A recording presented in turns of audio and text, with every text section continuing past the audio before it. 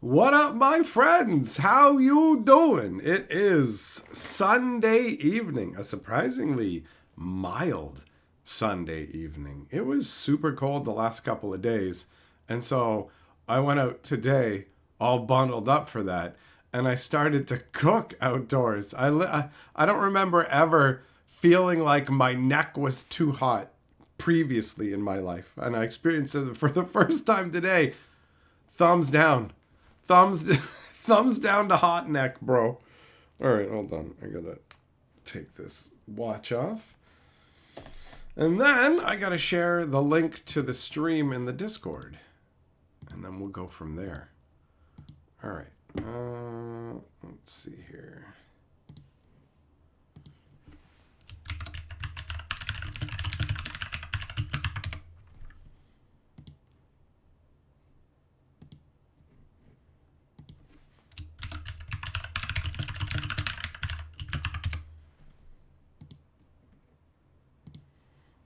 All right.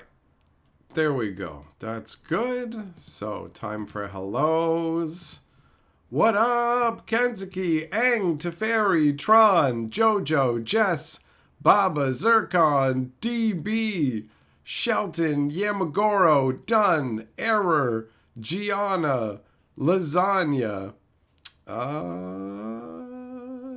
Casey, Everyday, Ape. What's up? Ned, how you doing? How you doing, buddy?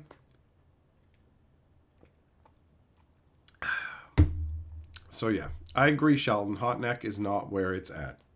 That was oh, a new random experience. The joys of the human body and all the random things that it can do and what becomes intolerable quite quickly. You know, I gotta keep my neck cool, bro. Jess, you had to shovel snow? That's crazy, man. Where I am, literally all the snow melted. It's like an autumn day today. It was yesterday or the day before where I had the window open and it was like blasting in, bringing in the winter chill. And I said it was creating a particular vibe, and now it's pretty mild, but I'll take it. After a couple days of the unpleasant cold, I'm ready for some more mild goodness. Yeah, definitely. It's been a productive day. We got our video finished, the newest movie review video. We did the watch through and picked up on the last few little editing things that needed to be sorted out, and now those are done. So all things going the way they should. We'll have that ready to release tomorrow. So that's sweet. It's a two-parter, the top 10 of 2024. So we got that in the works, and then we've got a Christmas movie review in the works as well that will include some good movies and some bad movies. We watched Dear Santa last night, where the premise for it is actually pretty solid. You've got the devil basically receiving a letter that's supposed to go to Santa because the kid's dyslexic, so he writes it to Satan, and then the devil shows up and is making a deal for the kid's soul, basically. So the concept is not too shabby, but the people they hired to be in the movie, a lot of them are really questionable choices. There is what's supposed to be a family, right? The mom, the dad, and the kid. But they feel like three strangers who have awkwardly been put in the same room. There is no connection between them whatsoever. What up, Larry? You saw Gladiator 2. It was pretty good, full of blood and treachery. Well, that's what you want. You want to go to the movies and have a good time. So I heard that Gladiator 2 didn't really do anything to improve on the first one or do anything like groundbreaking, but it was a perfectly serviceable action film, which I guess with the bars that's been as lowered as much as it has, that's all right, buddy. That's all right. You know, you take what you can get, essentially. Good movies are much more few and far between. unless I just somehow am missing these amazing movies. You got a combination of factors. The biggest one, I think, is just the movie theaters, not movie theaters, movie production houses do not want to take any risks with their insane budgets. So you get nothing new and exciting in most cases. And that's where you're going to have the real success with something crazy, right? Jess, did I like 300? I don't care, I guess, about 300. Honestly, when I think about it, I remember watching the movie and I mean, bellowing at the dude and then kicking him down a well. That's a pretty evocative scene. But the movie left very little impression on me overall. So 300 was kind of whatevs, bro. E.g., Heretic is worth watching. Is that a horror movie? I'm looking for Christmas stuff currently. Next month it's back open to anything. Well, I guess technically right after Christmas it is, but for the next couple of weeks, it's gonna be Christmas movies, one every single night. Carly wants to do she wants to do a video of like 12 different Christmas movies. So that's what we're gonna do. That's how we're doing it. A24 films. I haven't heard of them specifically that I can remember.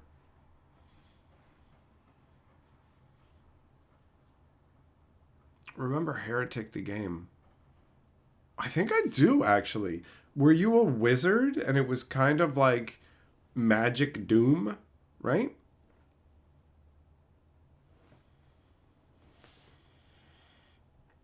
Oh, you meant Heretic is worth watching in the theater?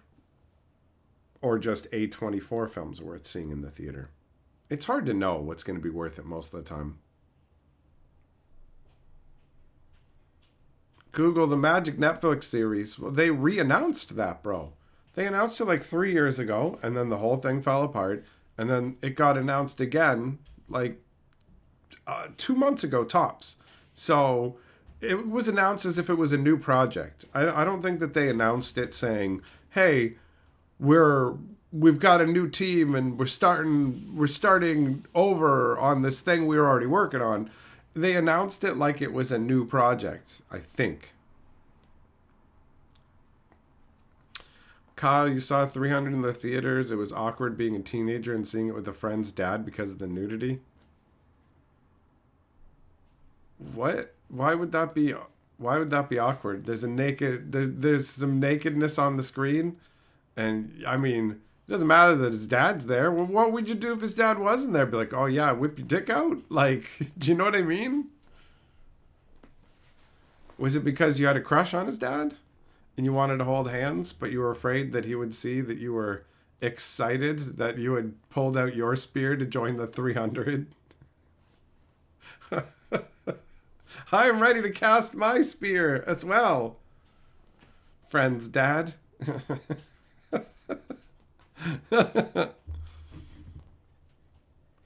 He was a quiet man, and then you found out he loved Dune. All right, fair enough. Hey, Baba Masha DMV, the Department of Motor Vehicles. Baba Yaga was in charge of the cars. I don't know why that's so funny to me, but it is. Hey, thanks for the super chat saying happy belated birthday. Well, I appreciate it. I appreciate that. You guys know who Baba Yaga is, right? Has a Baba Yaga's hut from Dungeons and Dragons. Talk about a crazy concept. A magical house that walks around on giant bird legs, bro. That's amazing. That's amazing.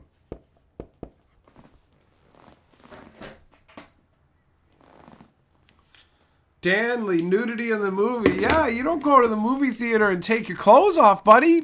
Come on. Come on. Like, it needs to make sense. It needs to make sense. What is this? Oh, okay. That is nothing. It's junk mail. Google, you dropped off for a while. Thunder Junction was your last straw. You've been vintage collecting. Oh, well, fair enough. Fair enough. Fair enough.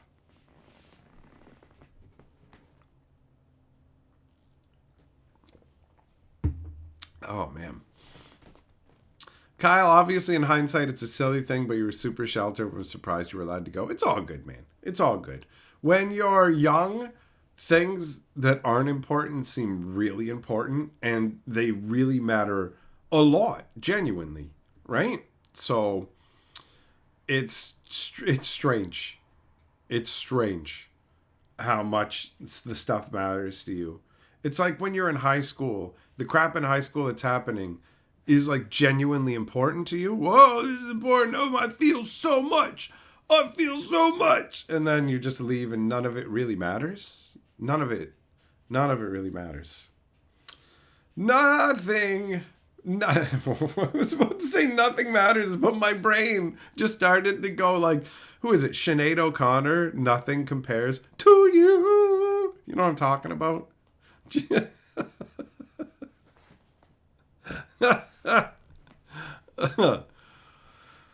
Oh, man.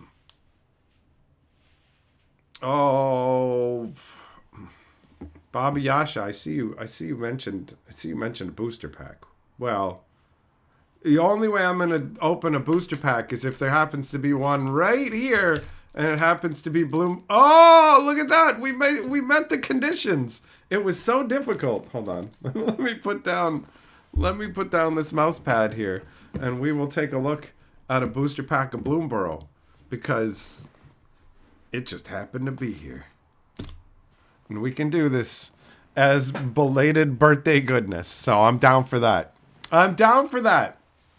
Let's focus up the camera though, because good Lord, it looks pretty blurry. I had my eyes have gotten a little bit worse, so like text from a distance can be blurry. When we were working on the video today, Carly asked me, she's like, "Is this blurry or is this good?" And I had to walk up like closer to the TV. She's like, "Why are you walking closer to the TV?" And I said it was the only way that I could give her an accurate answer. All right, that looks better. That looks better.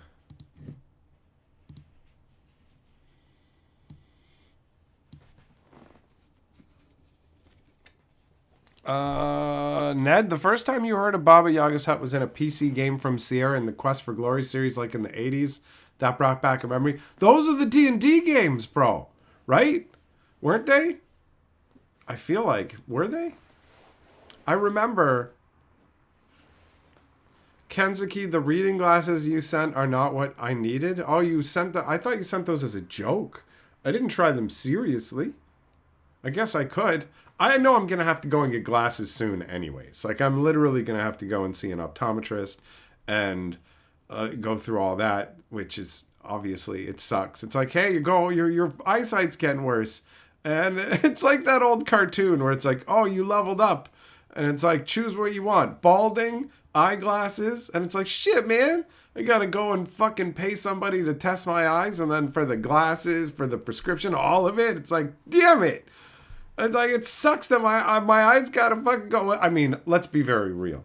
All joking aside, it's dope that glasses even exist. Because what did you do before that? Like, long before they came up with glasses, how did ancient humans deal with this? They just went fucking blind. That was it.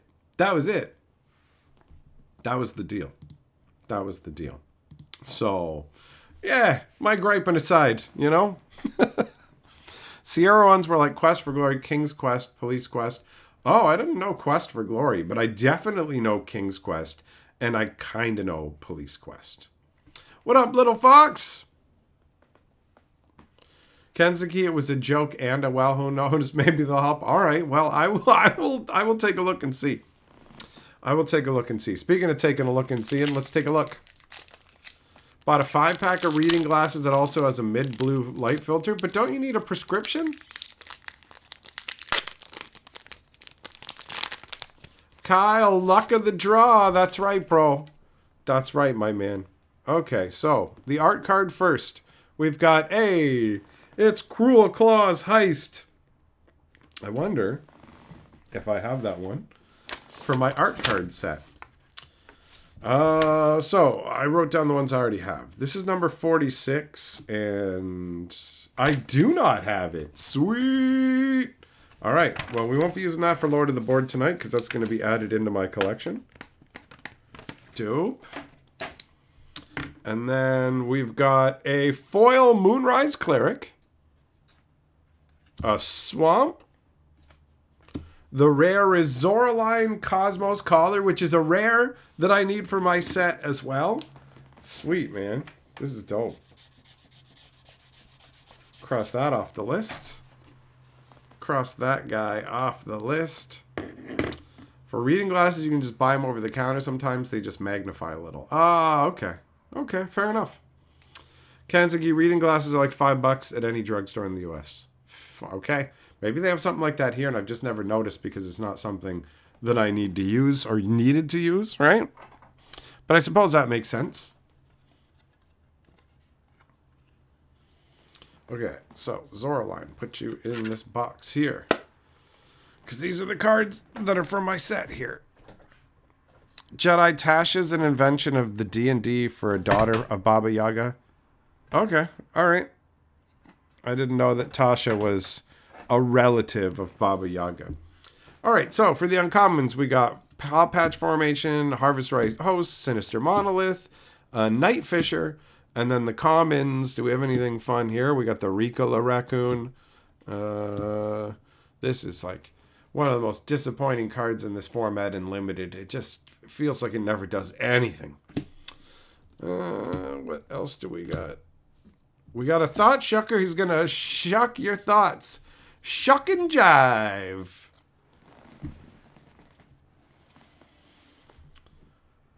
Larry Bloomborough tins? Yeah, there are, that's right. There are Bloomborough tins available at Walmart now, and they just released them.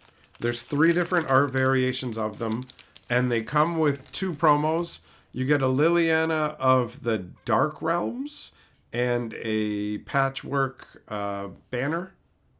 And then inside, in terms of boosters, you get, 2 packs of Bloomborough, 1 pack of Foundations, 1 pack of Thunder Junction, and 1 pack of Markov Manor. So that's what's going on with those tins. Jess, have I seen Eggnog or Stash? Yes, I have.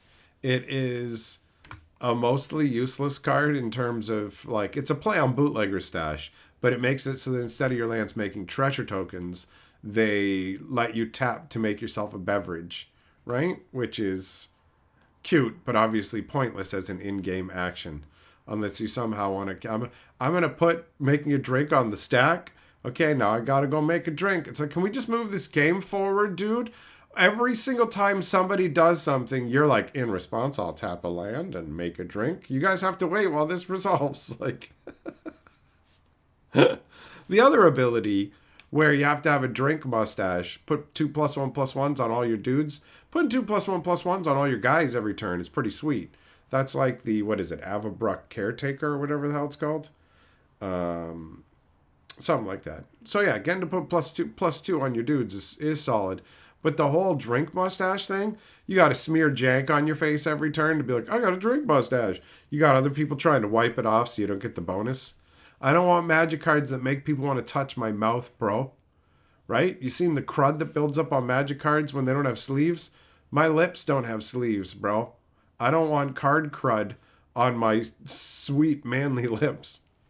What up, John? What's going on, Beasley?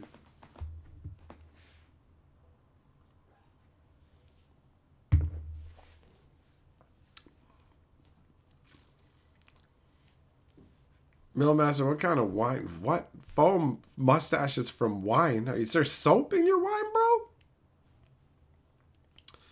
Eris says, don't touch other people, even as a game action. What about the card where you have to high five? Oh, checkmate, motherfucker! You're wrong.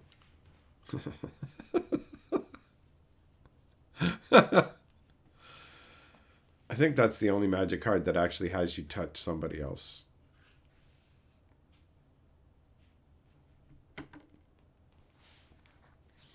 Chaos Confetti is a classic staple joke card. Yeah, Chaos Confetti is a fun concept, right? Tying back to the old urban legend of somebody taking a card, ripping it into pieces, and sprinkling it on the board, going, my Chaos Orb is now all these pieces, and everything they touch is destroyed.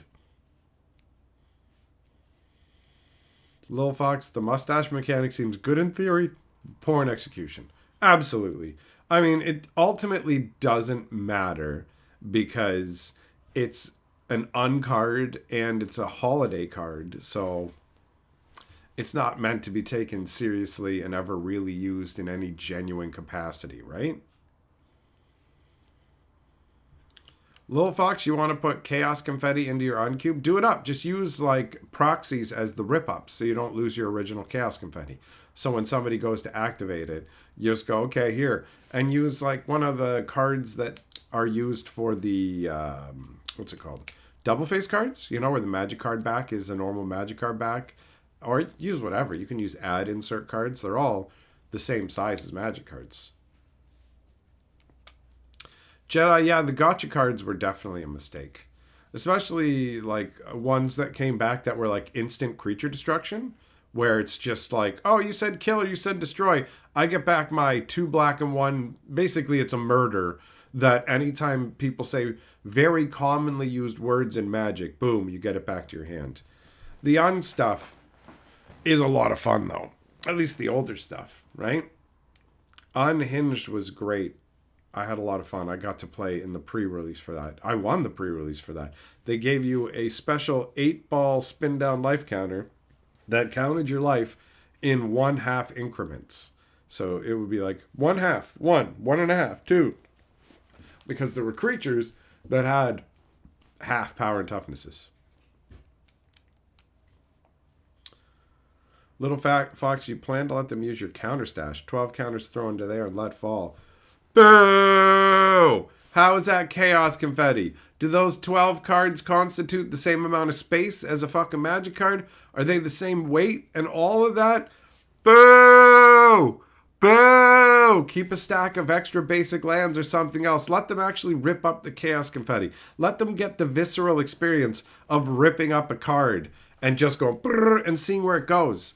It's a lot more likely for some of it to land on their stuff too, because the Chaos Orb is a harsh mistress. Take it from somebody who was dominating in a tournament. I had a Cyclopean Tomb out, and I was turning all of their lands into swamps. And then I was winning the game easily. And then I Chaos Orbed, and it landed on my own Cyclopean Tomb, undoing all of my hard work. I think it got my Sylvan Library as well. But it hosed me. The only time I ever got to use a Chaos Orb in a tournament, and it hosed me. You can practice and whatever else, but little simple things like, oh, look, there's a fan over there affecting the airflow in the room and how the card's going to fall.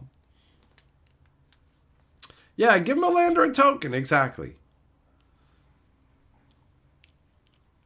Master says at Hasbro and Magic the Gathering, we don't like the idea of destroying magic cards. That's the kind of crap they said about Arena when they were like, we don't have a dusting system because the idea of dusting cards is destructive, and we don't want our players to be thinking of negative things like destroying things. And it's like, what? You have cards that literally say destroy target creature? We're like murdering it. You have cards called murder. We set people on fire. We're trying to kill each other. And it's like, oh, well, we don't want you thinking about destructive things. That's bad. Danley, while you're ripping up their card, you plug in your desk fan. Oh, you know what you do. Here's the real pro move. Don't have a desk fan. Have one of those little personal cooler fans that you blow just at yourself. And after they whip it out in the air, you pull out the fan. Boom! And hit the button. Hooray! Like right away. And you're totally like Quick Draw McGraw. But bam! Pull it out of your pants. They'll be so shocked thinking it's your dick, they won't even be ready for when the when the little confetti blows the other way.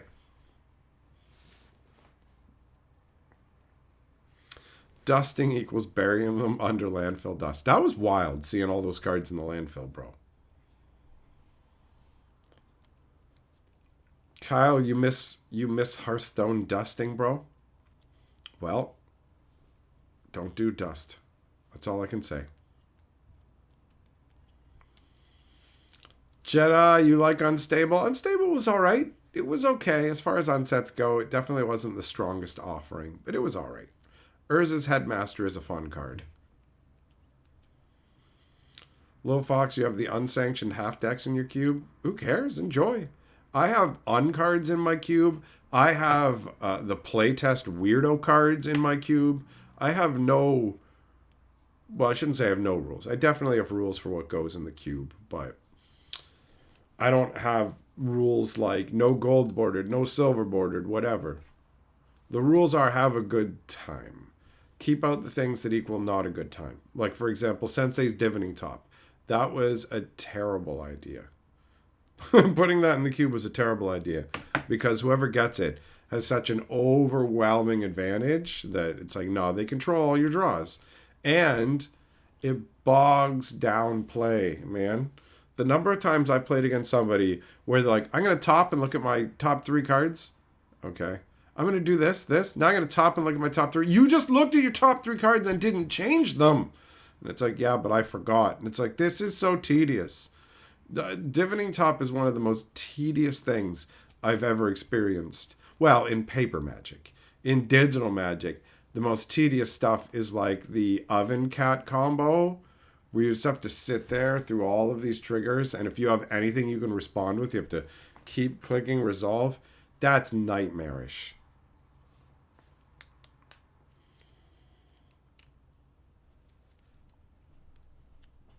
Lil Fox gonna round it out with proxies. All right, Kyle. Yeah, it's a family game. I'm gonna huff this Halo now. It's for families.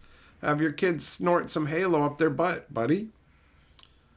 Jess, you ate a pizza today almost. Oh, you quitter. You don't need to eat an entire pizza a day. I have a buddy who was eating entire pizzas, like in one sitting. He'd pick up a pizza and eat the whole thing. And I said, you need to stop, man. You need to stop. That's too much. It's too much food, right? Like for him. There are people who probably could just eat a pizza in a day. In a day, not a meal, but in a day. And be all right. You know, if you're not overweight or whatever. But he's already got a fucking basketball belly, bro. I'm telling him, like, come on, man. Don't eat a whole pizza for lunch. Like... Eat a fucking half a pizza or something, bro. Don't eat a whole pizza. It's too much. It's too much. I've been indulging myself with a lot of food this holiday season, my friends. I have been indulgent. I have continued that indulgence today, actually. I've never had, that I can remember, a pecan pie. But I've always thought that they're pretty much just like a gigantic butter tart, right?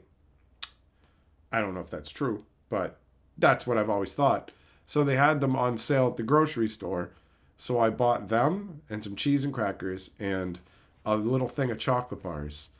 And the dude ringing the stuff through just didn't ring through the chocolate bars. So I bagged my stuff up, got home, looked at the receipt, and was just like, whoa, hey, all right, free chocolate. Sweet. Sweet. Lil Fox, you haven't eaten a whole pizza in one sitting since you were a teenager? Yeah, bro. Or like getting baked with your buddies and eating a whole 20-pack of McNuggets and then being like, let's go back for more. It's like, you don't need to eat anymore. What up, Orange? That's right, criminal confirmed. I am a criminal mastermind. I like locked eyes with him and was like, you're going to give me this $2 thing of chocolates for free. Wah, wah, wah, wah, wah. That's it. Universe loves me, man. So I got some free chocolate bars. I don't even know if they can actually be called chocolate. So many of the things now say chocolatey on them because of Canadian law. They can't call the stuff they're selling you chocolate anymore. So they have to go, it's got chocolatey chips. Oh. E? Yeah. Ish. Adjacent. Kinda. Jess, you got a friend who eats once a day and does fasting, but eats 2,500 calories at once. We eat 3 meals a day, spaced out, but it does kind of feel arbitrary when you think about the fact that we're just animals, right? So in the animal world, you might only get to eat once in a day. Like, let's say you chase down a kangaroo and you chew through its neck out on the fucking snowy tundra of Alberta, right? Let's say you do that. Then you're going to get to eat that day, but what are you going to eat the next day? So you have 3,000 calories worth of snow kangaroo, and then you go without eating for however long. Right? Right?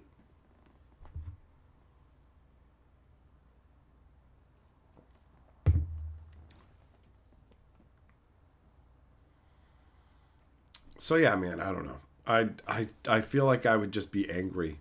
I like eating regularly. Kyle, your work provides chef prepaid meals and you can take what you want. You eat significantly less the rest of the day. So you get like meals made by chefs and that stuff's really good so you don't eat much around it. Is that what you're saying? Jess, you eat once a day but taking 1,200 calories from liquid. When I was drinking pop all the time, that's where I was getting a ton of my calories from too. I used to survive on Barks, bacon, and chunks of cheddar cheese. Little Fox, you heard female kangaroos will drop their joey if a dingo chases them? Well, you can't eat me if you eat my baby, right? Danley, there are snow kangaroos? No. No, bro. Kangaroos are in Australia. They're in Australia. I picked a random outlandish animal that is definitely not indigenous to Canada. There are kangaroos would not survive in the snow, bro. All right? They're jacked. Haven't you seen their muscles and stuff? They don't got a lot of body fat. They're not going to do well. They're not going to do well. What up, 10-4? Kyle, you eat a lot at lunch. If I was getting chef meals, then I would too, bro. Although for me, honestly, with stuff like that, the stuff that they offer tends to be too fancy or contain ingredients that I really don't want, like mayonnaise and stuff like that. Like when I went to the YouTube parties, they had these fancy caterers and the meals that they made, I couldn't eat the stuff that they were offering. I had to just basically tear it apart and look for a chunk of chicken in the middle and wipe everything off of it. That was it. That was it. Because it was super fancy boy stuff. Am I going to buy or play much Pioneer Masters? Nah. When it comes to Arena, my focus is mostly currently on the new player experience because I like those set decks quite a bit. And then limited and maybe standard. But Pioneer isn't on my radar and I wouldn't spend any of my resources on it. I have 600,000 gold, so if I wanted Pioneer Masters, I could get it. But I haven't been opening any boosters for a while. I have like 350 boosters kicking around in my collection as well. I got a bunch of stuff, but Pioneer is. If I was gonna play Pioneer, I would probably just wild card what I needed for my deck because I have like 100 mythic wild cards, 200 rare wild cards, and then we all know common and uncommon wild cards don't even matter because they rain down from the sky infinitely. It's not hard to get commons and uncommons you need. So Pioneer Masters for me will just be, I hope they give us a few free packs so that I have some more booster packs to crack when I finally feel the itch to crack those packs. I keep buying the packs they put in the daily deals store too, where I'm just like, whatever, grab it, add it to the pile, add it to the pile. What up, Thompson? How was my day? My day is 2. I rated it 2, but I'm rating that out of 2, which makes it also 10 out of 10, 100%. It's a good day. It's a good day. Jess, if kangaroos aren't real. Who said kangaroos aren't real? Oh, Lasagna did. That's why. Yeah, there you go. That's where it came from. What? Bill Bashley, the Australian guy that owns the dispensary you go to has a bottle opener with a real desiccated koala paw handle. Ew. That's gross. That's gross. There's no point in holding boosters on Arena. What a madman. Whatever. There is actually a point to holding boosters of the newest set to utilize a strategy to build out the entire set. And that's what I used to do. So I have like full play sets of Core Set 2019 and things like that based on, I'm just a free to play player, but I got full play sets of all the rares from that by utilizing this strategy. And so it just put me in the habit of not opening any of the packs that I get from pre-releases or the mastery pass or anything until I've done my big drafting run of the set. But the reality is I haven't been doing drafting runs of any set. So I have 13 unused player draft tokens and 600,000 gold for drafts. And my gem stash is starting to run low. I had 20,000 at one point. Now I have like 5,500. So I'm only going to be able to buy the next 2 mastery passes before I'm going to need to do some drafting and get the gold. But yeah, that's the reason. It's just I trained myself to not open the packs until the optimal moment, and then I stopped utilizing that strategy. But the holding onto the packs is just a holdover of that method. Have there been any recent updates on the art plagiarism lawsuit against Wizards? The one for Donato suing over the use of his like cyberpunk character got settled out of court. The one that's involving the Iron Man stuff, I don't know if that's even become a full-on lawsuit. Spurl, what's up, buddy? You just watched Beetlejuice 2, and what'd you think, man? Grthulu, there's a TikTok of people saying Australia doesn't exist. Well, TikTok is a worthwhile source of information. Kyle, you've been to the MagicCons, but what you hate most is how much it costs for the command zone in relation to how abysmal the amount of space is to play in. I've heard similar complaints. Wizards is capitalizing on the fact that command is the biggest deal, right? Makes sense. We're creatures of habit. We are indeed. So that's how you end up with a crazy amount of boosters sitting in your account. It's well over, it's like 325 or something like that now. I think I'm level 34, level 35 on the Foundations Mastery Pass. I play Arena like every day, but right now it's been pretty much exclusively new player experience. And then dropping into the standard queue once a month so that I actually count as bronze ranked, so I'll get a free pack. And then I've been starting a player draft at the beginning of each new set when it comes out, playing in one draft so that I'm active to get that free draft pack as well. And then letting the draft, like I started a Foundations draft last month and I played one game in it and got a win. And I left it so that I could play in the draft again this month, right? And that way I can get multiple. You've activated your ranking for limited, and then I get my free booster pack, and then I'll finish off the draft when the set ends. You know. So the strategy used to work. It used to work for building out a set. I don't know if it works anymore because I haven't felt like the drive to really draft hardcore. Because that's what it takes. It takes doing a bunch of drafts to build up your collection that way. The upside is it builds up a whole whack of gems. A whole whack. Spurl, you'd give Beetlejuice 2 3 out of 10, and that's being generous. Google, settling out of court is a win. Well, you get the money and you're done with it, right? So you get some kind of compensation. I have no idea how much it is, but whatever. That's the way Donato wanted to do it. He saw my video talking about the Iron Man stuff. He actually commented on it. So someone had contacted me telling me that he wanted me to talk about it. Because I had talked about other previous things as well.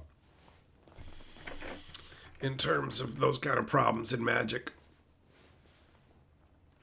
But yeah, settlement, or you can just spend more time on your lawyers and spend more money on your lawyers and maybe end up with less, or who knows, right? Who knows? I mean, if they're settling, it can mean because they're settling because they think you're going to win, or they're just settling because it's cheaper than the getting involved and wasting the lawyer's time on it, right?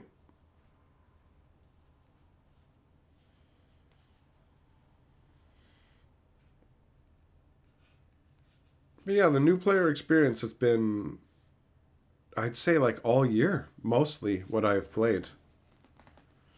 The decks have like reasonable power levels. They're not insane. The game is done in 2 turns. You're blown out of the water by mono red craziness. And you got 10 different decks to play. And they meet the conditions that you need to meet to finish the different quests. Apparently, they're going to be bringing achievements into the game too. I'm curious to know if those achievements will actually give you in-game rewards, or if the achievements will simply be like, you did this thing in the game. And if it doesn't actually give you in-game rewards, then the achievement system is pretty uninteresting to me. But I get why they would put it in, because it gives people goals, right? So I'm not against it. I'm just indifferent to it if it doesn't add to my resources on there. I do like beefing up. There's a part of me that is thinking, yo, I'm going to go ham, like drafting and building up a bunch of gems so I can keep getting the mastery passes. And there's another part of me that's like, hey, who cares about the mastery passes for stuff like Spider-Man and whatever? Are you really going to want the avatars from them? And does it really matter? So if that's the case, and I don't actually care about the mastery passes, then I might just try and build up to having a million gold in my arena account, just for the hell of it. You know, I made it to 1,000,000. I'm already over 60% of the way there. I'm at 605,000 some odd gold, which is a big chunk of gold, man. You can do a lot with that. You could buy 600 packs outright. You could play in over 100 player drafts, right? Or 50, not player drafts, 100 bot drafts, or like 50 player drafts. 60 player drafts, actually. And 120. 120 bot drafts.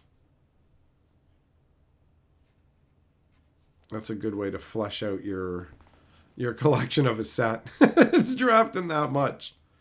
Could just theoretically enter into drafts and drop out right away, but you don't want to do that, man. You don't want to do that. Because every win you get cranks up your gem total. So I wonder if they actually are going to develop another separate piece of software that is for Commander, or if they will somehow actually implement Commander into Arena. Because obviously they want that Commander software going on, no matter what. That's a definite, right? There's no question that that's going to happen. No question at all. Oh, that's right. That's right. I forgot. I got the other scratch tickets were winners, so I got another Christmas scratch ticket. I had to pick up phone time, so I figured, why not? Why not? So let's test some Christmas luckiness and see if this is going to turn out as good. So this is one where you either match 3 or you get the little present to win. Real simple. Real simple. All right, so we got two toboggans and a bulb. I got bulbed.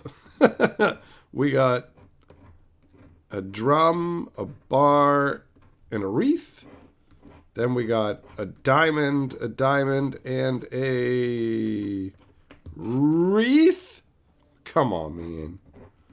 All right, we got a card, a toboggan, and a fireplace.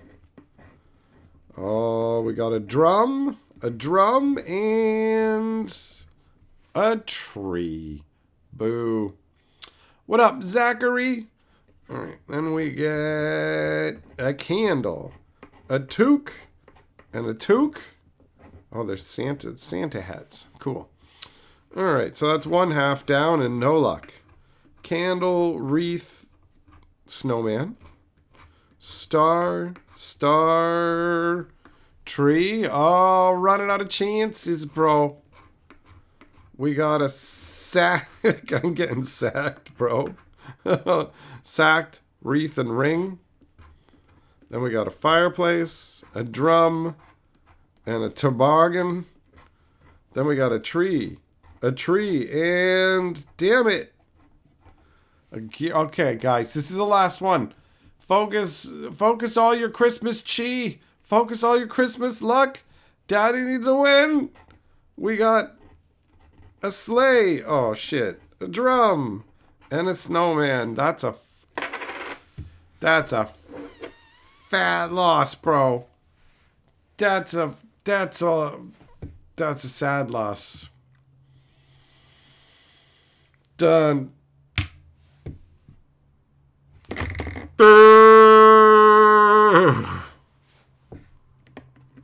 Kyle, Spider-Man's not going to feel like magic, but as a huge fan of the property, you're still excited for it. That makes sense. I feel similarly about Final Fantasy. I don't think that it feels like magic, but I'm cool with seeing Final Fantasy cards that I will like, considering they're going to make them anyways, you know?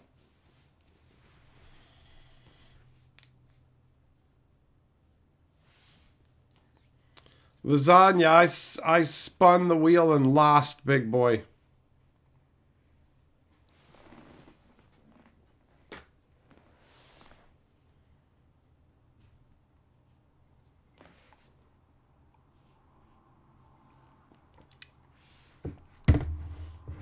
Jess, I don't think that's it, buddy.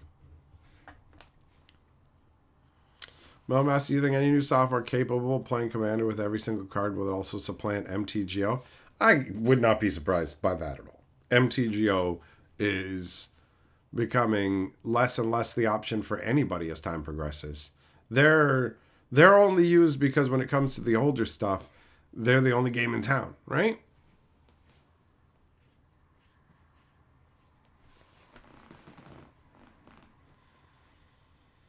Casey, you wonder if they're going to make summon some mechanic? Like a mechanic called summon? What would that do? Just generate random tokens of creatures? Random, like of creatures that aren't already being used in your deck or something? Where it's like, boom, like a random Momir token. Oh, summons from Final Fantasy? Oh. Okay. All right.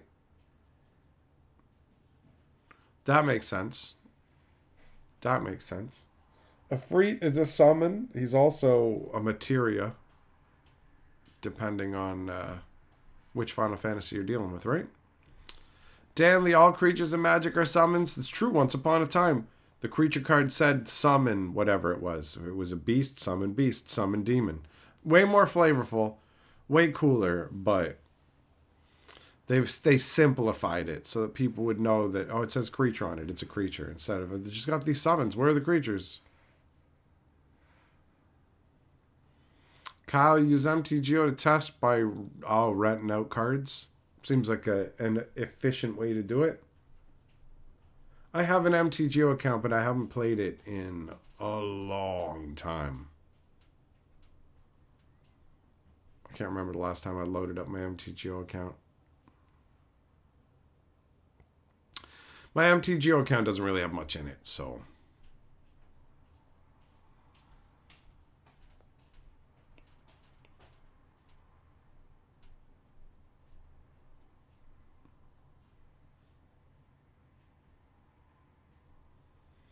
Yeah, well, they have like the Ultima weapons and stuff too as cards in the Final Fantasy.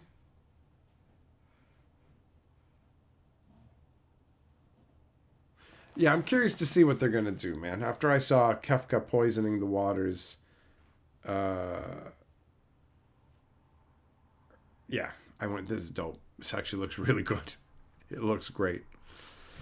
It looks great. Oh, it's about that time where I realize I got a bag of nuts over here.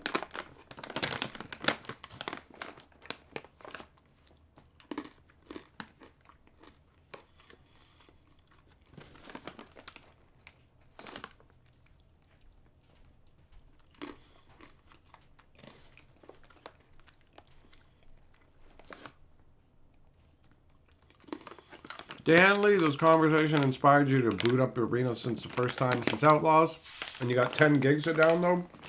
You're lucky. You're lucky it's only 10 gigs, bro. There was one day where we all got a 10 gig update. So you're getting a bunch of them rolled together. There was people bitching about that update. They're like, bro, I gotta download a 10 gig update on my phone? Are you out of your mind? Arena's not programmed the best, let's be real.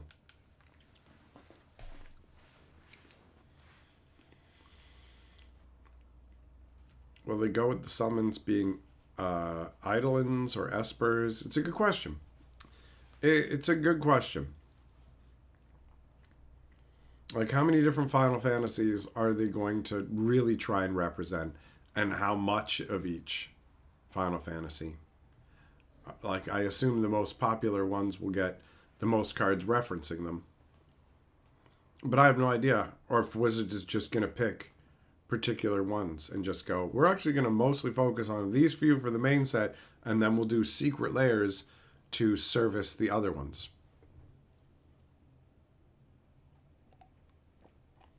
If they did summons as a mechanic where you brought them from outside the game, like wishes or companions, Wizards is in charge of Commander now, so they can make that kind of stuff legal, right? Kyle, I mean, 6, we already know 6 is a part of it, bro. They've got Kefka poisoning the waters outside of Doma.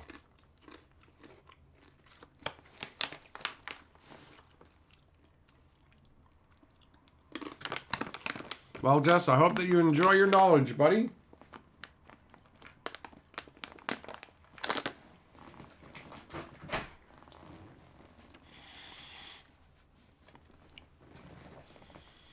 Kyle, you don't know the series. You know those are the big ones.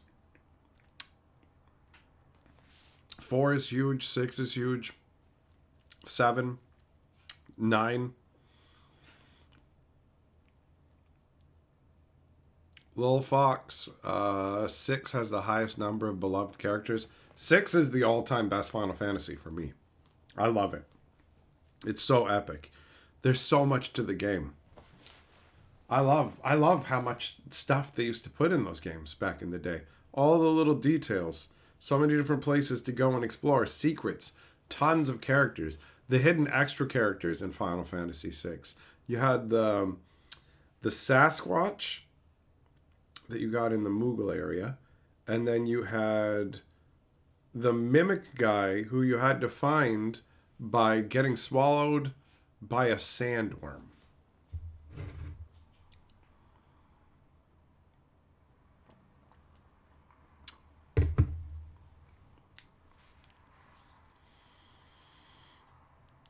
Danley, 6 is your favorite. You still have the Super Nintendo cartridge you got in the 90s? Nice. That's awesome. I loved the Super Nintendo so much. Such an epic era in gaming. So many dope titles. So many dope experiences. The ninja with the dog. Yeah, Shadow. Shadow, man.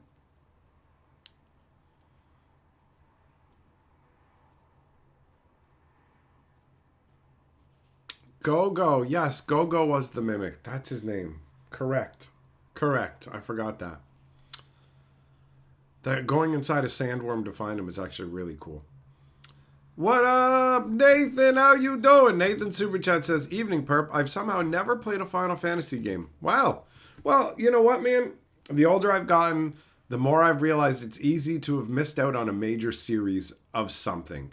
Books, movies, whatever. Final Fantasy games are fantastic, right? I loved the first Final Fantasy was really cool, and it's also got that story where they called it Final Fantasy because that was the last game they thought that their production studio was ever going to make. They were like, we only have enough money to make this, and then we're going to shut down. And then the game did so well, it's like, forget that. Guess what? We're still in business, and let's keep going. And so then they made a number of Final Fantasies. But we got the Final Fantasy 1, we got here. But then Final Fantasy 2, we didn't get. Or Final Fantasy 3. They brought us over Final Fantasy 4, but they called it Final Fantasy 2. And then they brought over Final Fantasy 6 and called that Final Fantasy 3 in North America. So it went Final Fantasy 1, 2, 3, and then we went to Final Fantasy 7. because they just were like, okay, we're not going to number them that way anymore. We're actually going to number them what we're at. So slowly over time, Final Fantasy 2, 3, and 5 all got released over here in different ways. So you can get access to all of them. But the series was awesome. Final Fantasy 12 is where it really was the end for me, bro. That's where it ended. That's where it ended. But there are people playing the new ones too. Little Fox, you missed out on Earthbound? I never played Earthbound. Kyle, 4 discs long, so is Final Fantasy 7. Beasley, of the best memories playing 1 and 7 with your friends. Hell yeah. Memories of video games with friends are amazing. Every once in a while, I'll go back and play something weird like Snake, Rattle, and Roll and remember me and my buddy playing it a million years ago. Little Fox, you played Final Fantasy 2, then 3, then 1? That's a weird order. Shane, what's up, buddy? Super Nintendo was amazing. Hooked it up to your sound system stereo with good bass rocked. Hell yeah. Hell yeah. Danley, the Pixel remasters are excellent. Yeah, I have the Pixel remaster for Final Fantasy 6 and 4. Lewis, what's up, buddy? After Final Fantasy X, the series really started to go downhill. Yeah, and even for me, Final Fantasy X didn't hit the spot, you know? Final Fantasy IX felt like they were returning more to what was in essence the feel of Final Fantasy. And then Final Fantasy X did not have that feel anymore. Final Fantasy XII was just like lazy tropes, it felt like, and nothing stood out in that game. The most memorable thing to me was the Gambit system. And the Gambit system, it was cool, but it's not enough to make you want to keep playing the game.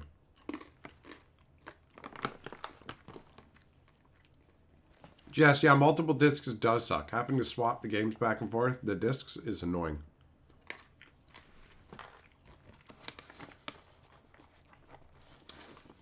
Dan Lee, oh yeah, you played Snake, Rattle, and Roll as well? Awesome. Orange retro gaming handhelds are $50 or less. Yeah, it's true. One memory card can hold all these decades of gaming. That is true. I was sent a Raspberry Pi in an old Super Nintendo, like not an old, in a little version of a Super Nintendo, and it has all the old Super Nintendo games and other systems on there too.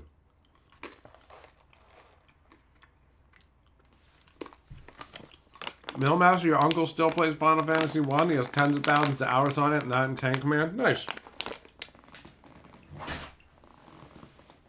When you got something and you know you like it, why not rock it, bro? Habanero ain't into Waka and his blitzball lifestyle. No, I'm not. Waka was a goof. Blitzball's fucking stupid. I'm like, they're playing underwater soccer? This fucking sucks. So, Nathan, you've missed some good Final Fantasies and you've missed some crap ones.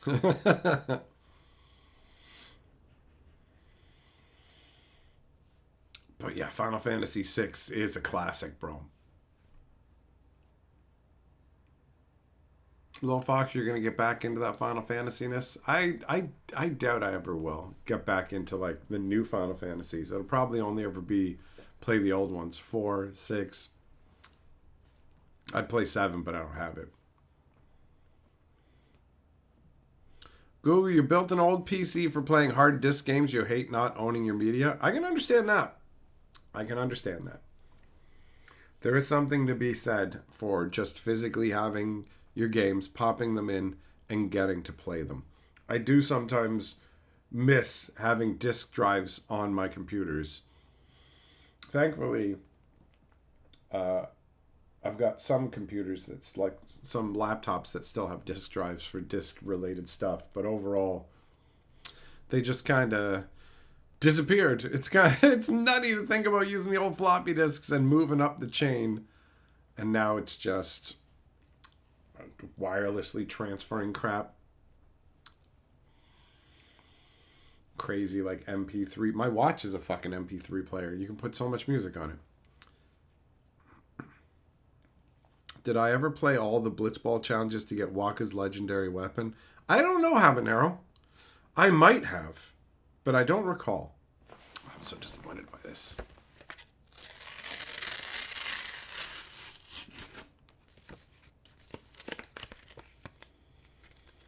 Danley, your grandma collected video games? You used to play... Oh, you played Rattle and Roll and Contra with her? Nice, bro. Shining Force. I did. I played Shining Force. I played Shining in the Darkness. Those old Genesis games. Shining Force was one of the ones where you like moved your units tactically X number of squares, inserted the commands. Lewis, am I a fan of the Tales series? I think I've only played one of them. So, I don't know. I couldn't say. There's zero internal reaction when I think about Tales games, so I don't know if I've played one enough to even have made an impact.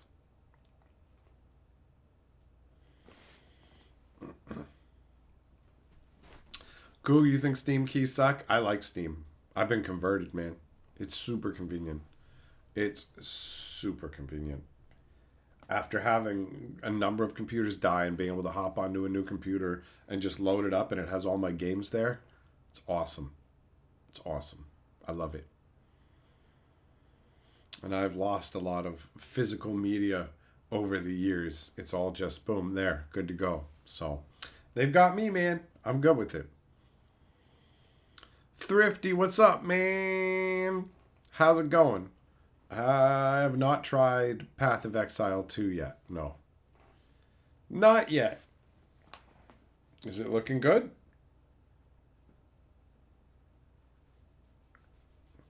I wanted to make waffles today, but I didn't get around to it. Other things ate up my time, bro.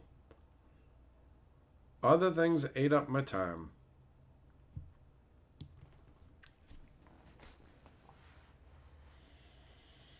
Google, your phone's your only in-net physical media is all you have. Well, work with what you got, bro.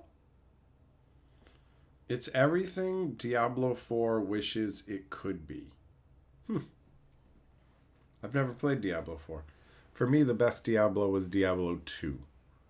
I really liked Diablo 2. That one's a classic.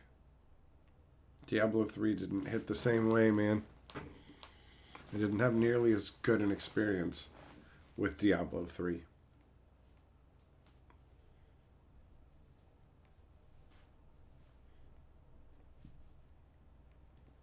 Path of Exile still sticking with their free-to-play model where it's just cosmetics that you spend for, or did they go with something different this time? Did they go in a different route with it?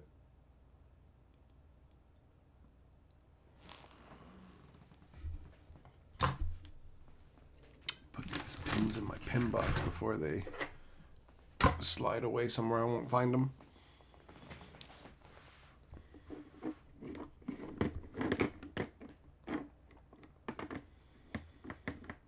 Path of Exile 2 is better than Diablo 2 because the builds don't require a guild? I just remember you picking a different class in Diablo 2.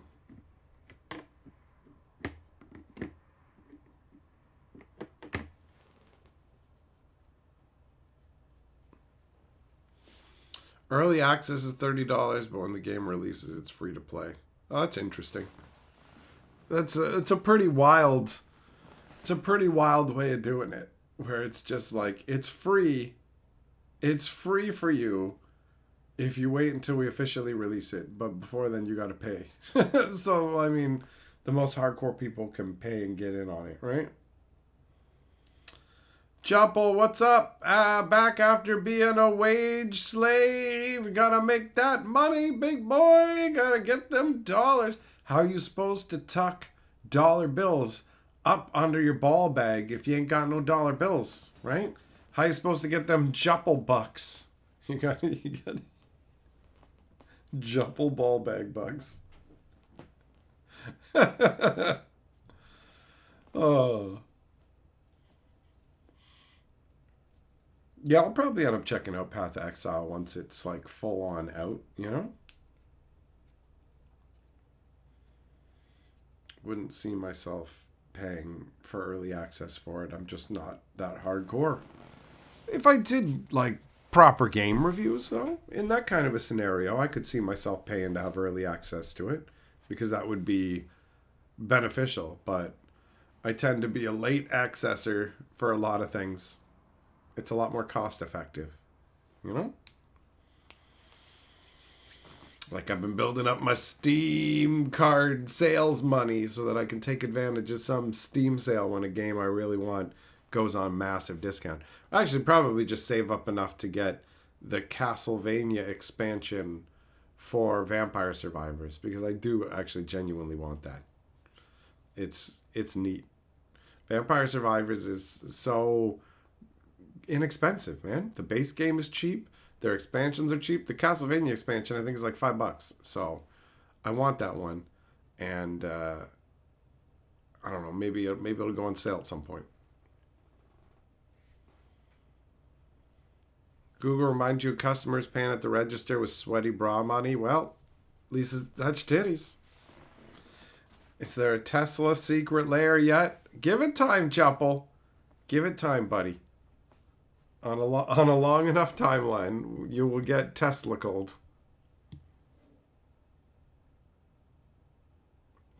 Thrifty, you got Vampire Survivors for the PS5 and ended up buying the Contra expansion. There's a Contra expansion? I think there's like 3 or 4 expansions for Vampire Survivors I don't have. I was getting the ones originally that they came out with. But yeah, I love Vampire Survivors. My favorite character is the tree. The tree who can barely move. He's great. Vampire Survivors has no business being as good as it is. It's true. Vampire Survivors was just made by a guy who he wasn't setting out to make some epic game. He just wanted to make a game that was fun to play. And he didn't care about balancing things, really. He's just like, I'm just going to keep adding stuff to it and just see what happens. And so that was it. And it's not built on balance. It's just kind of like, yeah, whatever. Whatever's fun. Here you go. And then it turned out to be amazing. And he was just like, oh, the game, I don't consider the game finished. I'm not going to sell it for a full price till it's finished. So he's selling it for like $3. And then he finished the game and he's like, okay, now it's $5. And it's like, whoa, bro, it's so cost effective. That's such a good price for a game that is this enjoyable. And clearly, he has sold millions and millions of copies of the game because it's a lot of fun. It's a lot of fun.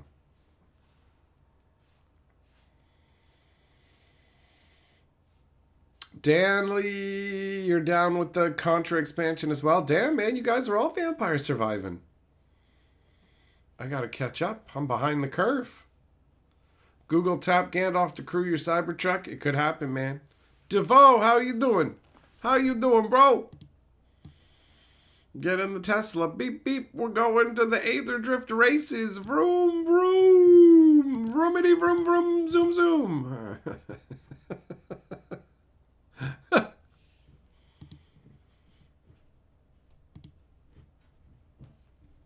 The only problem with Vampire Survivors is you can't play for less than an hour. What? The runs are half an hour. What are you talking about? It's half an hour.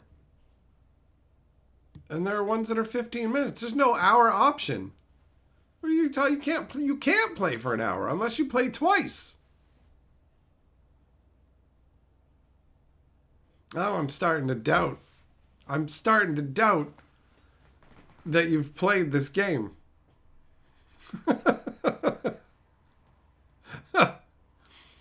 What up, Rex? How's it going, buddy?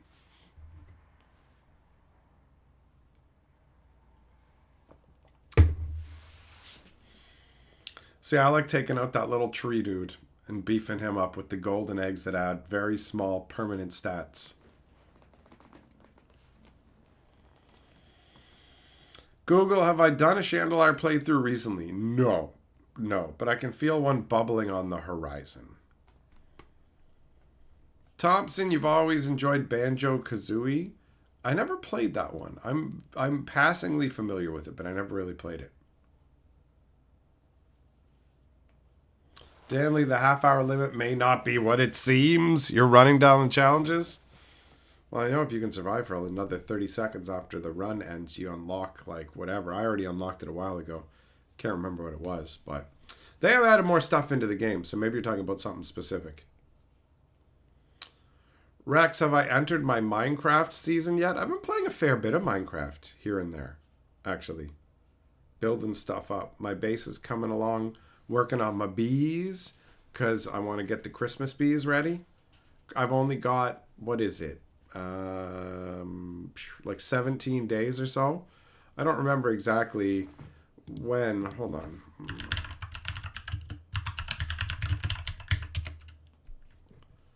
Hold on.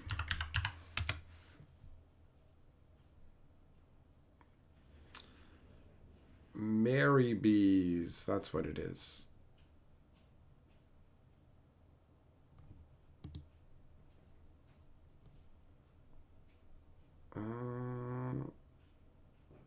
Can only be bred at Christmas time. So I don't know exactly when that starts, but I got to get it. Speaking of gotta get it, I gotta get some more water. So hold on with this. Don't be a dink. Use my Amazon link. When Hatchet goes for a drink,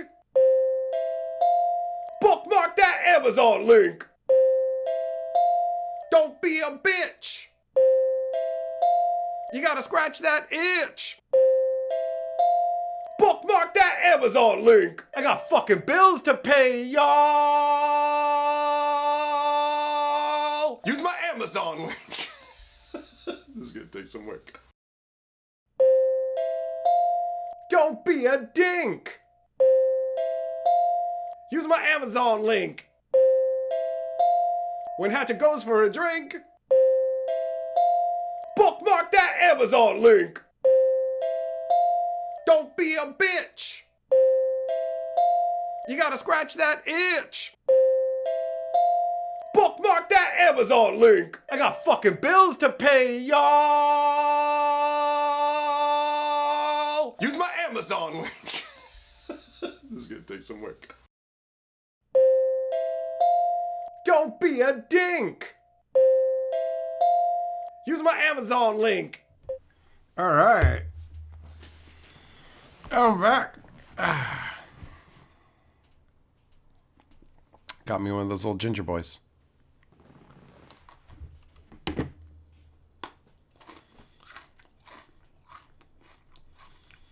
What up, Goddard? How you doing, buddy? I told Carly that story about you listening to my intro music for half an hour, wondering where I was.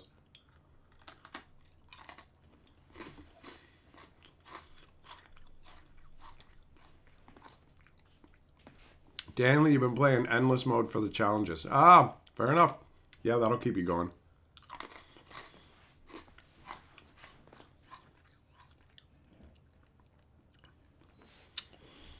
Rex, you're about to reboot your realm with your friends. You always get hyper-focused on your base. I rarely get that focused on base building. Like the actual visual look of it. I mostly get focused on trying to get the gear that I want. This time it's been a little bit different because we're playing on the server, the Zircon setup, and there's a bunch of people playing. I've been actually building walkways and pathways and a big crazy tower base. And it's been coming along pretty well, actually.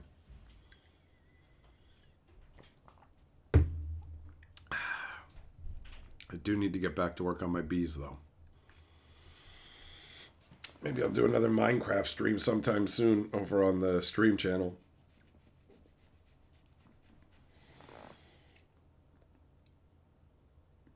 And yeah, Chandelar has definitely been calling.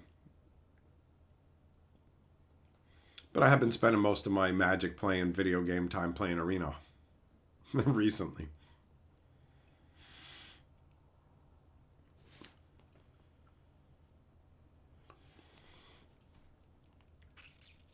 But yeah, Chandelar's hard to beat. It's hard to beat.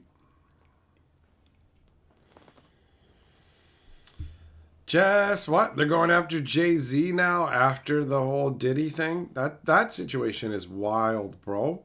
Having like 10,000 bottles of baby oil filled with roofies. What? Rub this roofie oil on your butthole, buddy. We're going to make you forget everything that happens tonight. You're not going to remember where we stuck these pine cones. There's a movie that is supposed to be similar to what happened, actually. It's called, like, Don't Blink or Blink Twice. Something like that. One of those two, maybe.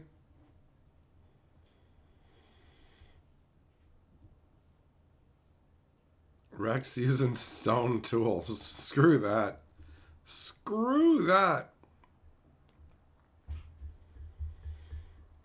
Stanley Monstrous Rage got banned because Red was too OP, bro. Wizard of the Coast made way too much craziness that you could just fly out the gates with in mono red. Way too much.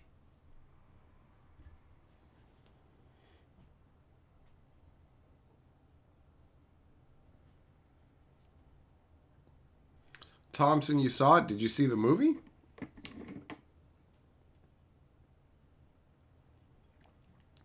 What up, Farky? How's it going, buddy? I think it was yesterday that we opened the final Goddess Story pack.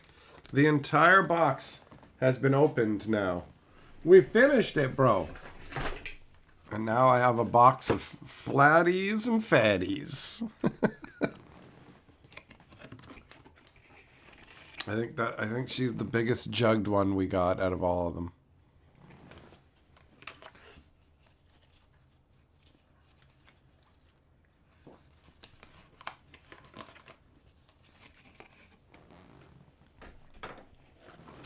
Realized I hadn't put the last pack back in here with the rest of it. Now they're all together. Oh, man. This has been a dope Christmas season. I've been enjoying it quite a bit. Gonna watch something good tonight, hopefully, because yesterday's was just terrible. Farky, once the P.O. box is up and running again, we might have to change that. All right. All right. Sometime in the new year, my friend. Because I don't see that strike ending this year. I could be wrong. I hope to be wrong. But there's been zero progress made, it looks like. So, meh. Gerthulu Mono Red was one of the reasons you stopped playing Arena. Understandable. The new player experience is one of my havens. That and the limited formats. Because I find the constructed standard stuff to be fairly tedious. Maybe building something monstrously broken and playing it in Timeless might be amusing too. We'll see. We'll see. For now, I'm not worrying about it. If I'm having fun with the new player experience, why worry about the other stuff? I actually liked that in what's it called, MTGO as well. They had like the starter decks, and you could play against other people who had the starter decks, and it was just a very low power comparatively experience, which I enjoyed.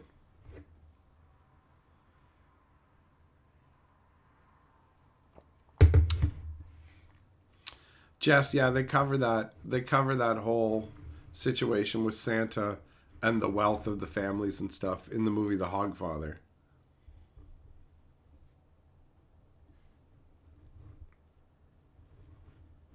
Farky, I agree. It's crazy.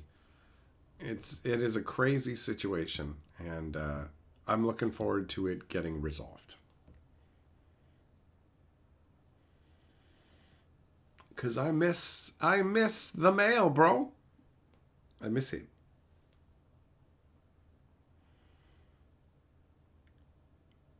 Going down to check the post office was also a great excuse to go and stop in at the LGS and other places as well. So it being shut down has kind of disrupted my social chain in a way. Some of the people I would go and see in my day-to-day. So, what are you going to do? I like interacting with people. It's good. I don't want to just be cut off from everybody. People can be annoying, but I enjoy being around people. The weather was nice today. I went out for a walk, so I got to chat with some random people out on the walk because people are friendly. Now that I'm not living specifically downtown where things are really rough, people are friendly. And also, my bear hat, people love it. So, but it's still not the same. So I hope that the strike ends soon, so that I can get back to getting mail through my post office box and seeing my friends downtown. Oh, I got these stickers. You know what? I'm gonna put them on this book. Because otherwise, they're just gonna end up getting shoved somewhere. I think I've got a number of random stickers located somewhere on my desk. And I'm going to put them on this book that already has a little red mana symbol sticker on it. Yeah, I was right. Here's another one. It's a displayed sticker. It'll just end up in the trash otherwise, so I may as well. Oh, come on, bro. Don't you hate that when you try and peel off a sticker and instead of the sticker coming up, it just like rips up the paper underneath it? And it's like, are you... Oh, there we go. It's just tearing up the paper. That's not helpful. Astronaut unicorn. Da-na-na-na-na. That looks pretty good, actually. Does the cloud come off too? Nope. Okay. All right. And then I got these little Transformer stickers too.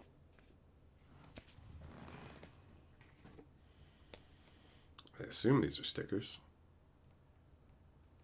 Need to heat up the stickers so the adhesive weakens. So that sounds pretty logical, actually.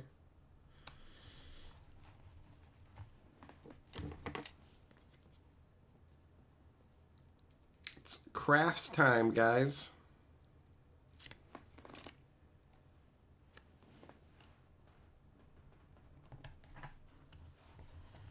It's 2, and then we got Bumblebee. I loved Bumblebee.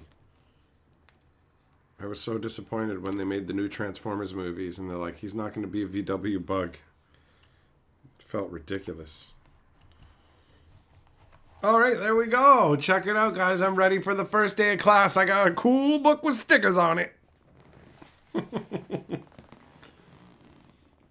my desk is becoming overpiled with things.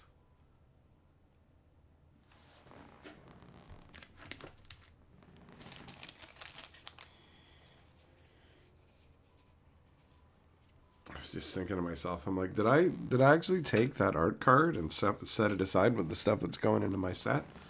No, I did not. Let's not drop it on the floor and ruin it. All right, more progress on the Bloom Bro set. Hell yeah, bro.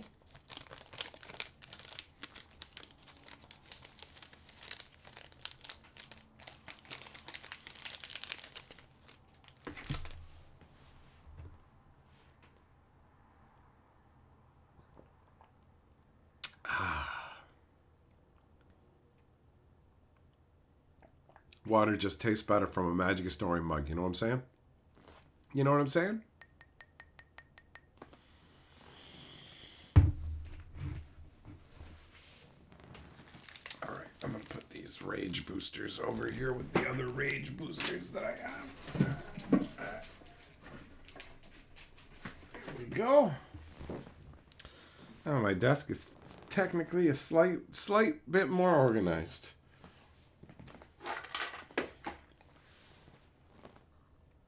There's too much stuff. There's too much random stuff on my desk at this moment. Farky, how much of the Bloom Bro set do I have now? I don't know exactly how much I have, but I only need 1, 2, 3, 4, 5, 6, 7, 8, 9, 10, 11, 12, 13, 14, 15, 16. I only need 16 rares to finish it. And 1, 2, 3, 4, 5, 6, 7, 8, 9, 10, 11, 12 mythics. 1, 2, 3, 4, 5, 6, 7, 8, 9, 10, 11, 12, 13, 14 tokens.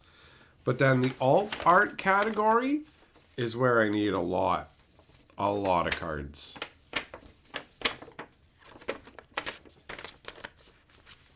Habanero, you think the Boss Monster Monk has a bit of a stronger flavor to it? That is one of a kind, bro. Music I was standard currently doing in Magic. Okay at best. I would say okay at best. Mono red isn't as much of a dumpster fire in paper Magic as it is on Arena, because Arena Best of One obviously heavily favors things like mono red, where you can't sideboard and one game, it's just so you can just blow your opponent out of the water in one game. It's such a crazy way to play Magic, bro. Just boom, boom. Second turn, I win. Okay, we're taking up the ley line. Okay, third turn, I win.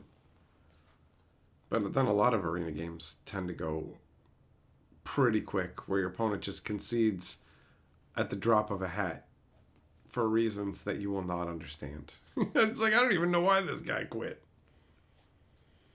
There have been games where I looked at it and I'm like, this guy's board state is pretty much insurmountable. I think that I may as well just concede because it's a foregone conclusion. And then they concede. And I'm just like, your board state was so good.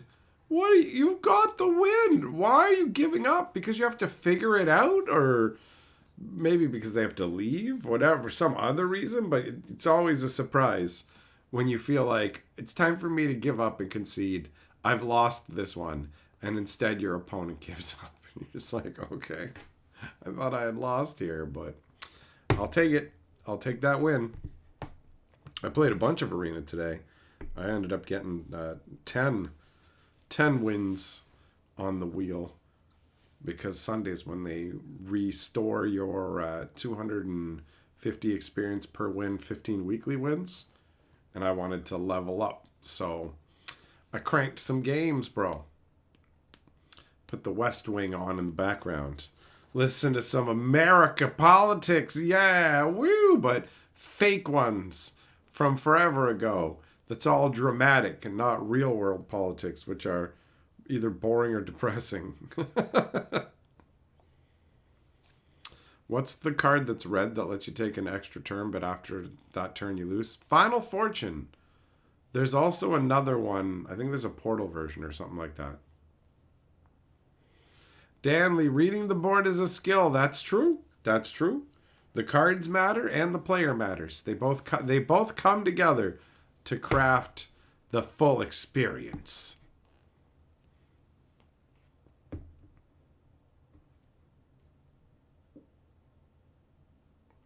Also, when you're playing in like the new player experience area, you're going to be dealing with some people who've been playing for a long time. You can tell by their pets and other things. And some people are literally straight up brand new. So I just chalk some of it up to, they just don't know any better. They haven't been playing long enough to know any better.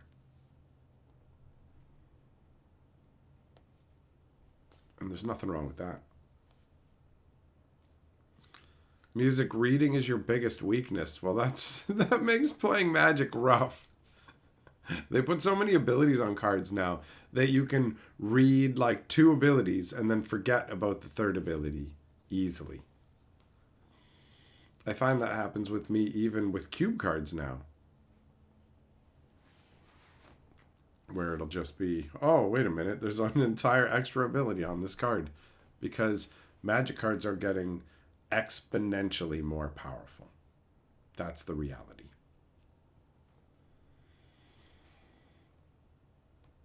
Not much to be done about that. I don't think Wizards is going to be throttling back the power anytime soon.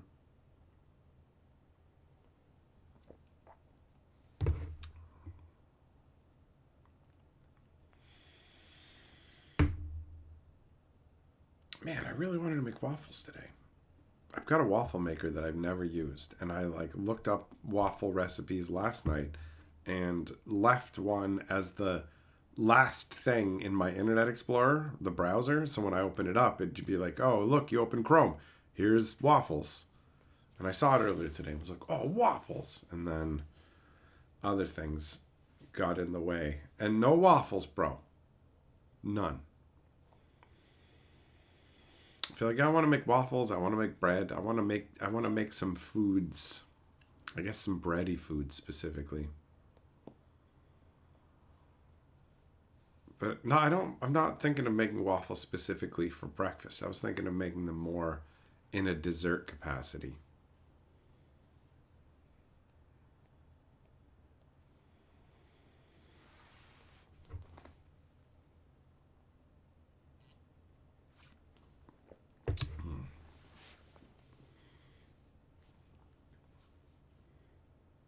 Yeah, I don't think I've ever made waffles in my entire life. Edward, some cards have so many words you just give up and say, tell me when it triggers. I haven't had that happen in a game, but I have been reading spoilers of cards, and then there's just so much on the card that I stop caring somehow. It's like, okay, whatever.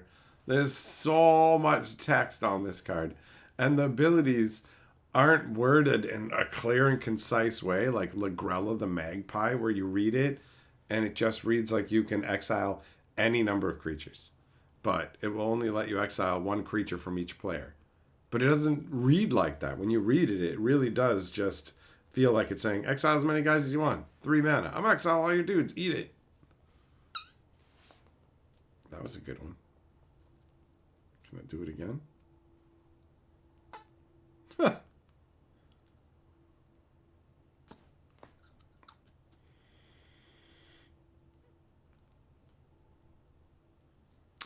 That Christmas movie yesterday was terrible. So many of the actors just seemed like amateurs, man. Jack Black was the saving grace of the movie, but he couldn't combat how stupid the movie was. Jack Black's in a lot of bad movies nowadays, it feels like. I expect that the Minecraft movie with him in it as Steve is going to be dreadful. Just dreadful. I could be wrong, but that's the gut feeling that I have about it. It's going to be genuinely awful. But I have to check it out. That is one on my list of have to check outs. Just to see what they do with it.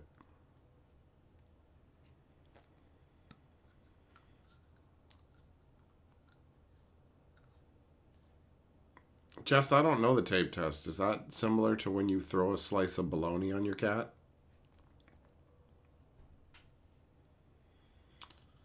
Jack Black, that's right. Jack Black's in the Santa movie. It's Dear Santa. But instead, it's a letter to Satan.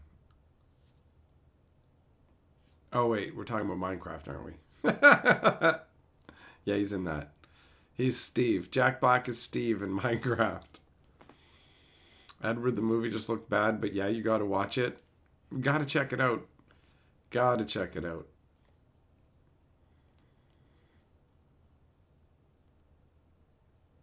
Yeah, the way that they're doing it. I mean, he introduces himself as Steve, and I think it's Marky Mark who's in the movie as well. Mark Wahlberg. Is it Mark Wahlberg or is it The Rock or who? I don't know. Whoever it is. When he's like, I'm Steve, he's just like, okay. Like, that's the response. It's like, okay. Whatever, bro.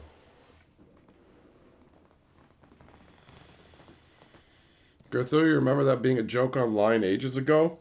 Writing a letter to Satan because of dyslexia? It's a funny idea. Like, that is a great concept, but meh. Goddard, you just saw Wicked tonight. Don't get to go out for movies often, so it was fun.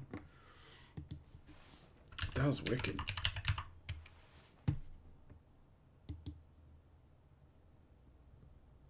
American musical fantasy film. Oh, is this supposed to be Oz? Like, is it supposed to be based on The Wizard of Oz or something?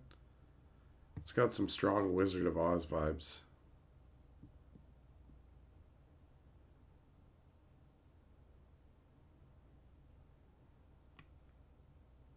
Was this the one where they made toys for the movie, but then they screwed up with the packaging for the toys, and it was supposed to lead it to like wickedmovie.com, but instead it just went to like wicked.com, and so that is like an adult website.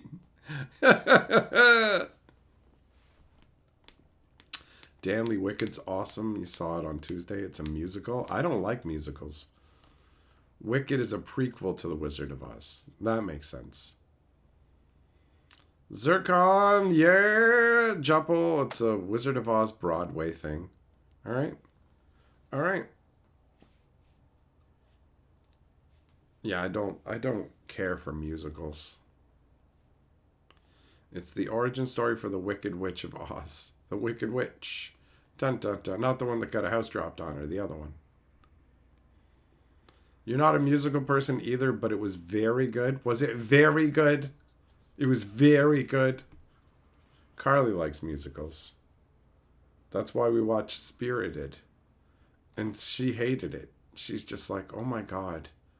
I know you think like I like musicals and I do, but I didn't want to watch this. This is terrible. This is terrible. And it really was. It really was terrible. The movie was better without music in it. The parts where they didn't have music, the movie was better. Micah, not even the movie Grease, correct. I don't have chills. They're not multiplying. And I'm maintaining control. I'm wearing rubber boots and I'm grounded. Nothing will electrify me. I'm not going to shape up. Secret Lair, Wizard of Oz incoming. It could happen, Crusader. It could. It could. DeVoe, your favorite movie is American in Paris? I feel like it's missing a word. Do you mean American Werewolf in Paris?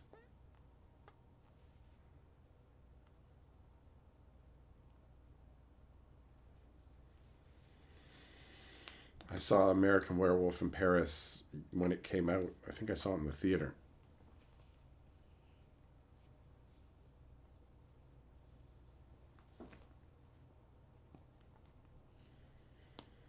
Joppa, the only musical you wanted to see was The Book of Mormon. I haven't heard of that one. Unless it's made by like the South Park guys, in which case I might have heard of it. Jess, they made a musical of The Matrix. Did they make the sounds? Pew, pew, pew, as he dodges the bullets? DeVoe, oh, you're talking about, it's literally called that, and it's got Gene Kelly. Yeah, I don't know that one.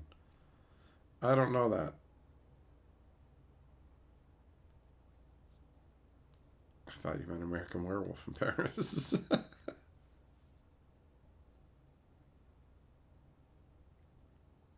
Juppel, that's the one. All right, fair enough. Kyle, you've always cared more about video games than movies. All right. I like video games a lot, but I also love movies. Wouldn't really want to pick one over the other, per se. I've been enjoying the long stretch of watching a movie every night with Carly. The only real break from that was when I went to Toronto at the end of October for the Grand Archive event. When I was up there, didn't watch movies. She didn't come with me. I ended up watching random crap on the TV like Futurama.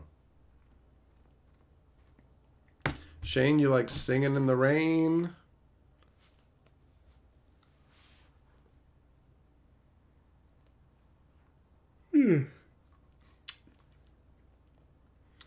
What's the name of the guy in that? I can't remember. Kyle, you'd rather listen to someone like me while playing video games than sit for a movie? That's understandable. Everybody's got different tastes, right?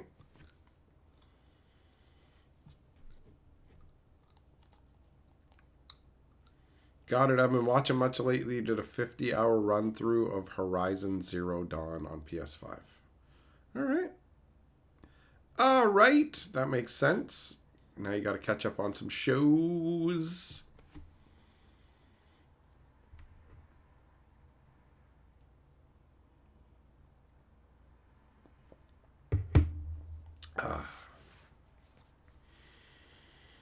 Yeah, I really love movie and TV shows and video games because I like stories. Kyle, don't worry, man. I didn't take it as something rude, bro. I didn't take it as something rude.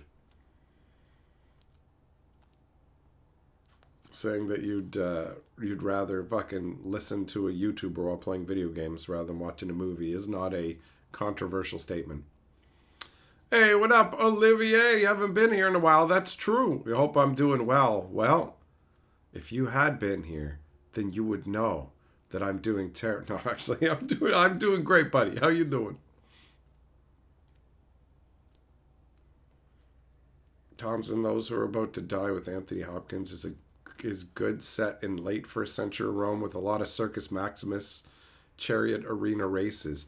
I know Circus Maximus. I actually played a game Circus Maximus back when I started playing Magic, like 30 years ago or whatever. After the game store closed one night, there was a Circus Maximus event, and it had this gigantic, like the board was huge. I'd say the board was like 10 feet long, where you run your chariots along it. And I ended up being pink in the game, and it's funny because the guy, the store owner, he goes, "All right, you're Mr. Pink," and I was like, "I don't want to be Mr. Pink. Who wants to trade?"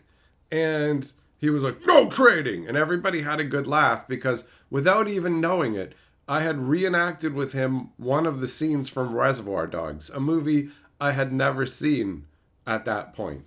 And then I watched the movie later and started laughing. I'm like, I literally had this. He called me Mr. Pink, and I immediately tried to trade it to somebody else, like Buddy does in the movie. And then he barks at him, "No trading!" It's like, oh. Baba, what constitutes an activated ability? Your friends are wondering what will and will not activate when you pay Pithing Needle and choose Mrs. Bumbleflower? Oh, hold on. What's Bumbleflower? Activated abilities are abilities that you actually have to activate. Mrs. Bumbleflower has a triggered ability. So how easiest way to tell an activated ability is it has an activation cost. You have to pay mana, you have to tap the creature. If an ability starts with when, whenever, or if, those are triggered abilities. Those are not activated abilities. Somebody actually got screwed up with that when I was playing Arena today because I had out, what's her name? Bonnie Paul, right? And that creature's ability is whenever you attack with a creature, you get to draw a card and you can play a land. So they played Petrify on Bonnie, and we're like, okay, can't attack, can't block, can't use the activated abilities. And then I attacked, and the ability triggered, and you could see them hovering the mouse over confusedly, like, why is this happening right now? So yeah, if you have to do something in terms of tapping or paying mana, that's an activation because it has an activation cost. If it just happens based on whenever, if, when, that's how you do that. That's how it works. So, yeah, Pithing Needle will not stop Mrs. Bumbleflower from letting people into her share pot.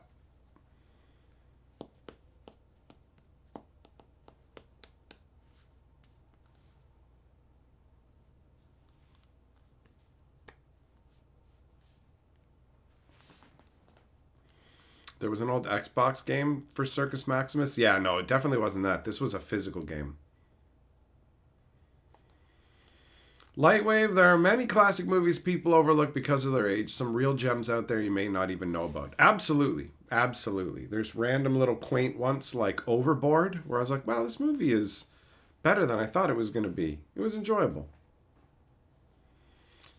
Music, would I still have fun playing Arena if Wizards paid me to play X hours per day? If I was obligated to play it, it would probably sometimes be fun and sometimes not be fun. So, I don't know. Being obligated to do things isn't as enjoyable as just choosing to do them for your own fun. I prefer the model of I make my videos, do my live streams, I get supported by my fans with super chats and memberships and all the other kind of things. That is my preferred way of doing things as opposed to being like a paid arena employee.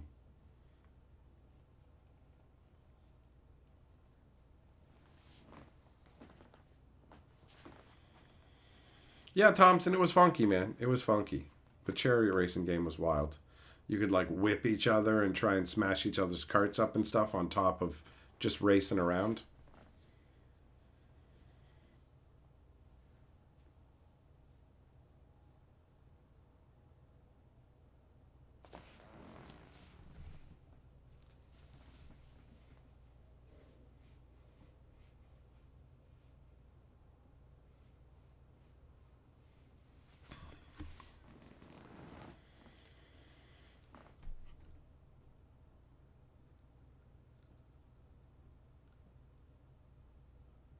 All right, I just want to double check from what you said here, Baba. You did pick up the fact that I'm saying that pithing needle does not stop Mrs. Bumbleflower.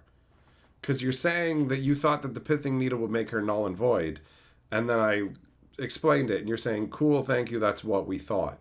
So I'm not sure if you have picked it up 100%, if I transmitted the information correctly, but ultimately, you cannot shut her off with a pithing needle.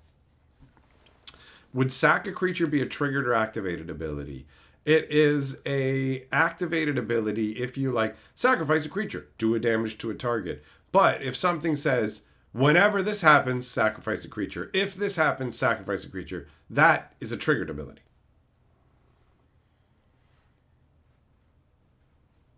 Assassin's Creed Origins had chariot races too. I never played that one. I played a number of the Assassin's Creed games, but I never got into that one. Danley, you wish there was a way to see how many players are in each queue. Lots of waiting. I guess they, well, I mean, they don't want you to know, right? All right, Baba, you got it? Good. Good. Want to make sure the information is going out properly. To fucking don't want you going around saying, Magic Story and fucking told me it works like this. And it's like, that's not right. The record will prove. I will upload this as proof. I said it true. I said it true. The truth about activated abilities. Shelton had a little bit of a stressful day thinking about the future. Thanks for making you feel better. You're no problem. It was no problem, buddy. I'm glad. Wrestling with thoughts about the future can be a genuine challenge. The biggest problem I find is that you're trying to make yourself happy in the future. You're worried about what's going to happen in the future, and you're trying to make yourself happy and okay in the future. But you can only ever be happy and okay now. Only in the current time and in the current moment. So obviously, thinking about the future in terms of making plans or deciding what you need to do, it makes sense. But sitting there and worrying about it and existential stuff, all that doesn't really serve you well. Being here in the present, right? If you know your life's going to suck in 10 years or whatever it is, then shouldn't you do everything you can to enjoy yourself now? Or just like let these years suck leading up to the 10 years so you got no good years? I don't know, man. I'm just glad to hear that hanging out here has helped you, brother. Because I know what it's like to have obnoxious thoughts, saddening thoughts, however you want to classify them. I know how that feels. And I, too, have to deal with that stuff. And focusing on the current times and just being where you are when you are tends to help a lot.